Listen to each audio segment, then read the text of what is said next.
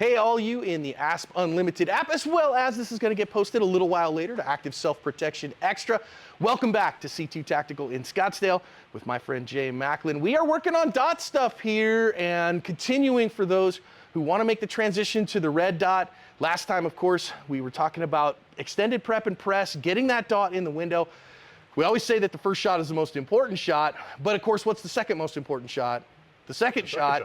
Third shot from there. If you're going to need to shoot somebody, you probably need to shoot them more than once. Human beings are remarkably resilient.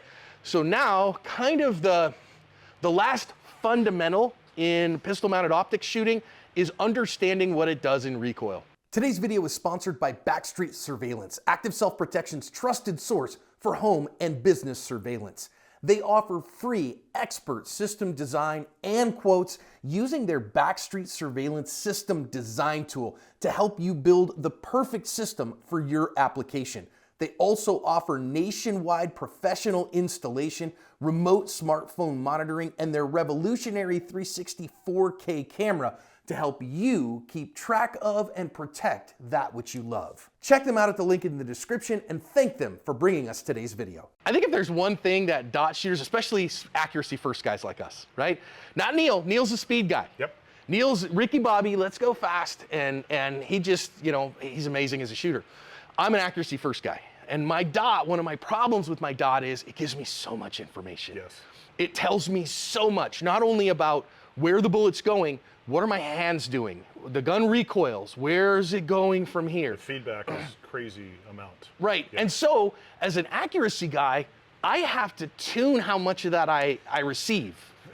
It'll throw you off. And have you struggled with that? I did in the beginning because I became more accurate in the beginning because I wanted the center of the target. Yeah, yeah. And I realized, okay, that's great, but I need to go a little faster. And then I became more speed oriented. And then I relaxed a little bit of my accuracy unless it matters, of course. We're talking head box at 25 yards, that's one thing. But yeah, so, but I was very focused on, okay, when I present, my dot's doing this. I'm like, okay, don't worry about it. Just where is it in the target? And stop looking at the dot, start looking at your target, be more target focused. Because I was a front sight shooter, irons. I'm like looking at this thing going, where's this thing going? Like a cat chasing a laser, right? Like, who's got the laser? Yeah, yeah. So what we have to do now is when the shot breaks, okay?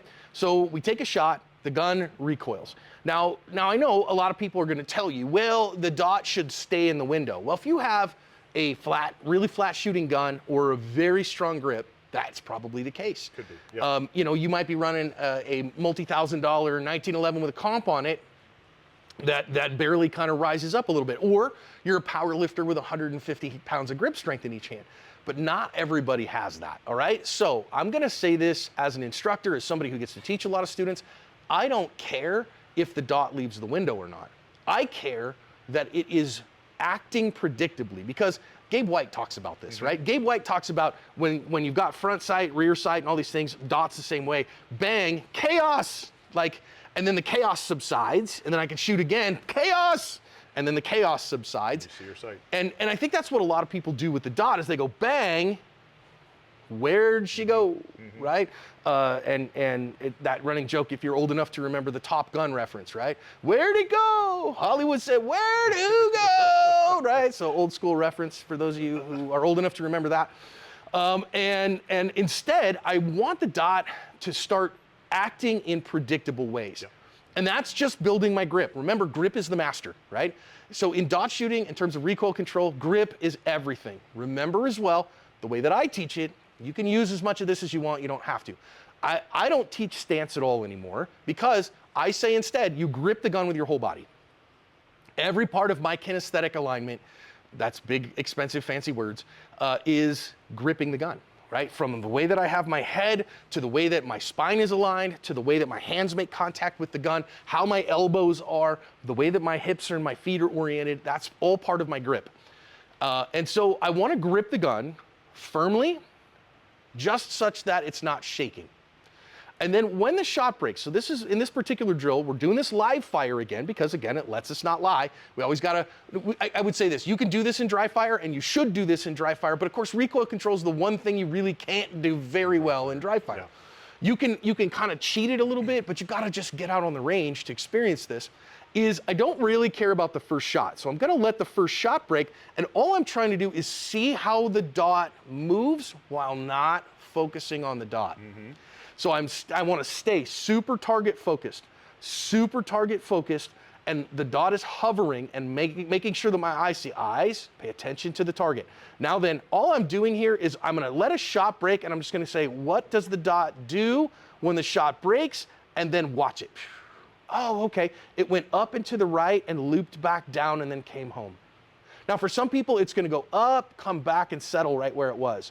Some people, it's gonna go up and settle somewhere else. Maybe I've got to adjust my grip pressures a little bit. For some people, I have the kind of grip a little bit that the dot will rise, it will drop, and it will settle. And for some people, they say that sucks. I have never been able to make it not do that. And so that's how my dot acts. Then what I want to do is I'm going to do a few of those and see what brush is it painting. I'm going to be Mr. Miyagi, paint the fence, right? I'm just trying to paint the fence and watch it paint. Now, then once I'm able to see it while I'm target focused, then as soon as I can see it within my acceptable target again, let the second one go. But don't let the second one go and then chaos. Let the second one go and watch the paint. Watch it paint the fence. And once I can do 2, honestly, I can do 52. Sure. You know? I think when I was first starting dot, I thought I had to let that dot settle to almost 0 movement before I would let the second shot go. And then I realized, no, as long as it's in your acceptable target range, it's going to move. Yes. It doesn't have to be perfectly still. And I'm like, why is this thing still moving? We have another lesson to come on accepting the movement of the dot, right? You have to accept that dot is never going to be still. Unless you're on a bench, without you touching it, that dot will never be still, and you're gonna be shooting it on the move. So in this particular one though, with the recoil control, if the fence is being painted inside the A zone and it stays there, let it fly. Now, if it goes outside the A zone, I gotta kind of ambush the A zone as it comes back, right? And make sure that I'm not sending the second shot when my dot is leaving my acceptable target. So that kind of gives me a bit of throttle control. I will say this, I know it's for fame and glory on the internets, you got to have those .19s, .16s. That's not real defensive gunfighting. I honestly, I totally believe what Jared Reston says, that if you put the first one in him because of fibs, okay, fudge, I've been shot, he is going to be behind the curve a little bit. He's thinking about what just happened to him, not what he's doing. And so I have .3, .4 to get a second one in him. So I love shooting fast. I mean, Ricky Bobby is Ricky Bobby, right? But for this particular one, it's not about shooting fast, it's about shooting predictably. And so if we can do that, and if every defender, and you guys, if you watch the main channel, you'll see on badge cams all the time, or on surveillance footage, if somebody's shooting quarter-second splits in real world, they're probably missing. They're missing, you see that a lot. And they're probably panic firing. And you see cops, they'll panic fire through a whole magazine at .2, .25, and then they go, oh no, I need to hit something here. Yeah. And then their next shots come in at the .3, .4, .5s, and all of a sudden they start getting hits. Yeah. So let's get those from the first magazine. Of course, because I'm that guy that everybody on the internet yells at because I don't carry a second magazine, so I got to get those hits with my first magazine. Okay. And if you don't, and you've got 4 magazines on your person, and you want to rock out and use your first one as a focusing exercise, okay, fine. I don't think I have that much time. Nope. So this is all we're going to work on today. We're going to get that gun out. The first shot that breaks, I have got all day. And then I'm going to let it and just watch it. Once it settles, good. What did I see? And then I'm going to describe what I see. And then second time again, I'm going to describe what I see. Now then the third time, fourth time, fifth time, I'm going to say, this is when my second one is going to break.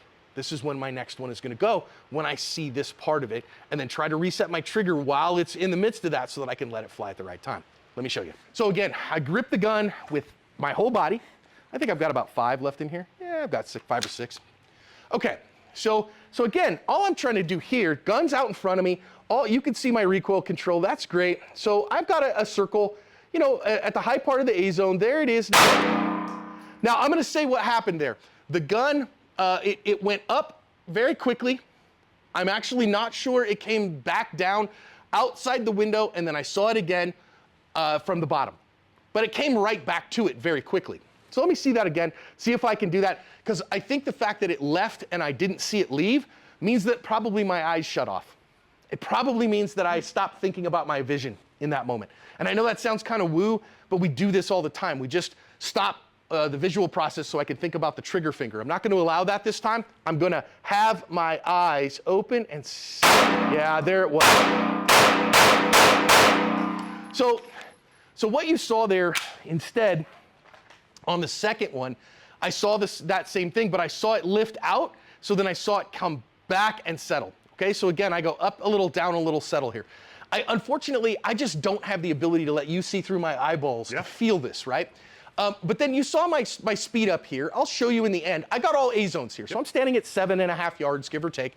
I got a bunch of A zones. My first split was probably what, a 35 or a 40, something like that. Then the last couple from there, I ran pretty much quarter splits. Okay? And I got A zones the whole time because the gun is acting predictably.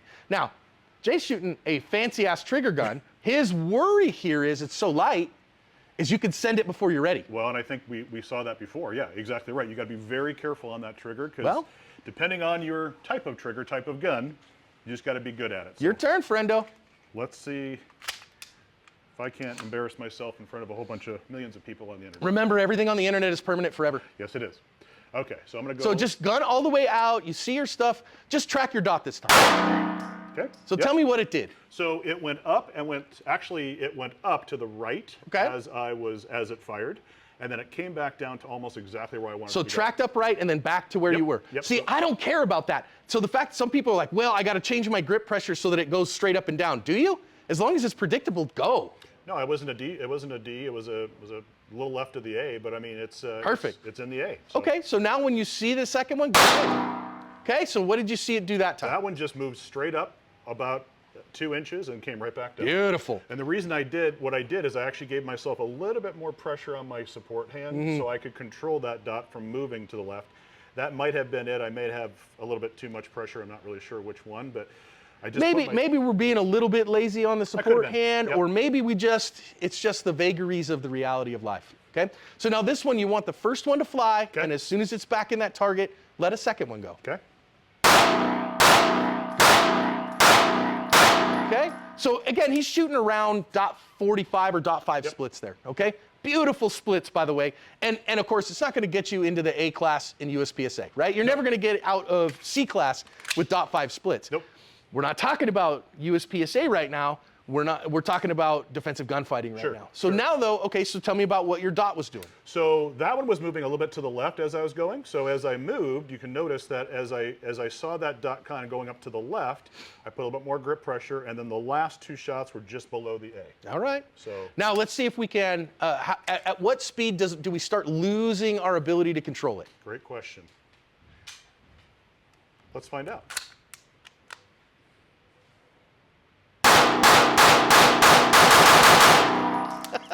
And he's all A's in here. So you've got a guy here who really, really knows how to control recoil and gun. But now, as you started speeding up, tell me about your dot. Okay, so it did start to spread a little bit, and I knew it was going to come back down because I concentrated my pressure on my left hand, and I knew that I may not have seen it as clearly, obviously. The first 3 shots, yes. But as I let them rip, I knew that it was going to end up relatively the same spot because I kept the same pressure of the grip. So you can almost consistently predict that dot was going to be at the same spot. And it pretty close was. Well, and once you can predict it, once you know what it's going to do, you win. Yeah. So now what are you going to do with this one to practice it? You got to get on the range to practice this. Recoil control, the only way you're going to do this is out on the range. And what I want you to do from here is exactly what we've done, right?